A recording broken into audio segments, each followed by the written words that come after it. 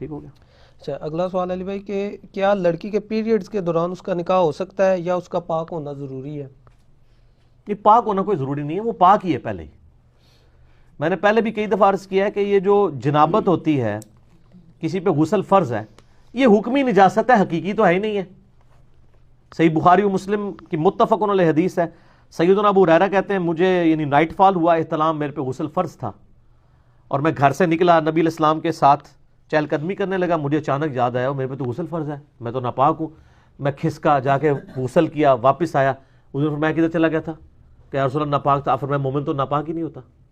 انہوں نے تو نہیں کہا یا رسول اللہ میں مومن ناپاک نہیں ہوتا. یہ حکمی نجاست ہے.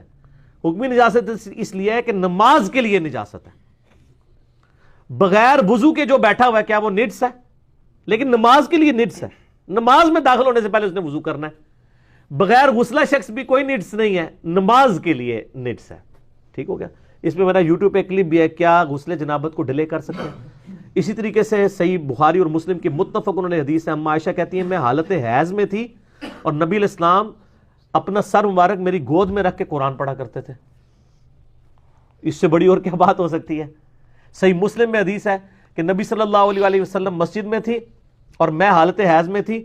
اعتکاف کی حالت میں آپ اپنا سر مبارک نکالتے تھے، میں دھو بھی دیتی تھی، کنگھی بھی کر دیتی تھی. ایک دفعہ آپ صلی اللہ علیہ وسلم نے مجھ سے بسترا مانگا، صحیح مسلم میں حدیث ہے. تو میں نے کہا یا رسول اللہ میں حیض سے ہوں. آپ میں حیض تیرے ہاتھوں میں گھس گیا. یہ تو حکمی نجاست ہے، حقیقی نجاست نہیں ہے. حقیقی نجاست تو وہ خون ہی ہوگا نا، صرف حکمی نجاست ہے. تو اگر وہ یہ سارے صرف نماز کے اعتبار سے وہ ہے کہ نماز نہیں پڑھ سکتی، باقی سارے کام کر سکتی ہے. حتیٰ کہ صحیح مسلم میں آتا ہے کہ اسما بنت امیس، جانتے ہیں اسما بنت امیس کو؟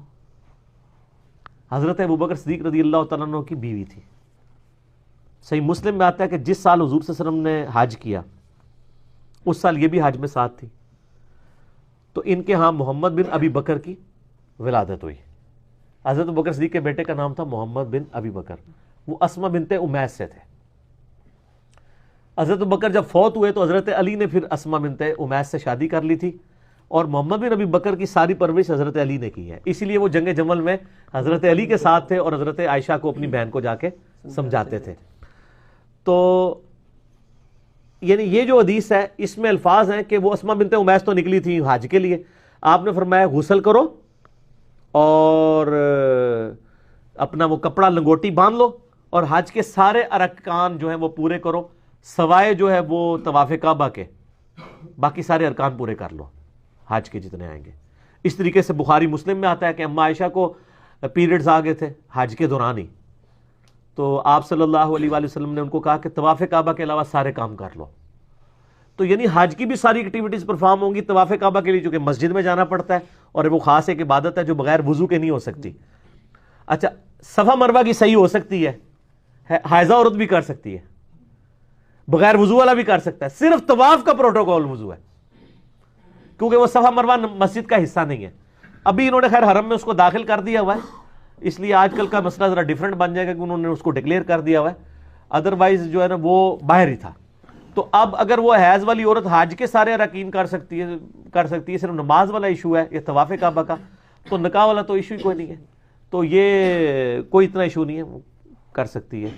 اور ویسے عموماً شادی بھی ہو سکتی ہے. بعض لوگ عموماً عورتوں سے پوچھ کے ہی شادی کی ڈیٹس رکھی جاتی ہیں، یعنی وہ مطلب خام خواہ بدمزینہ نہ بن جائے، تو اس لیے وہ ڈیٹس اس حوالے سے رکھی جاتی ہیں. ادروائز تو کئی لوگوں نے میرے ساتھ ڈسکس بھی کیا، یعنی کہ وہ سپوز شادی والے دن ہی پیریڈز آ گئے ہیں کسی عورت کو، رخصتی والے دن، یہ بھی پاسبلٹی ہوتی ہے.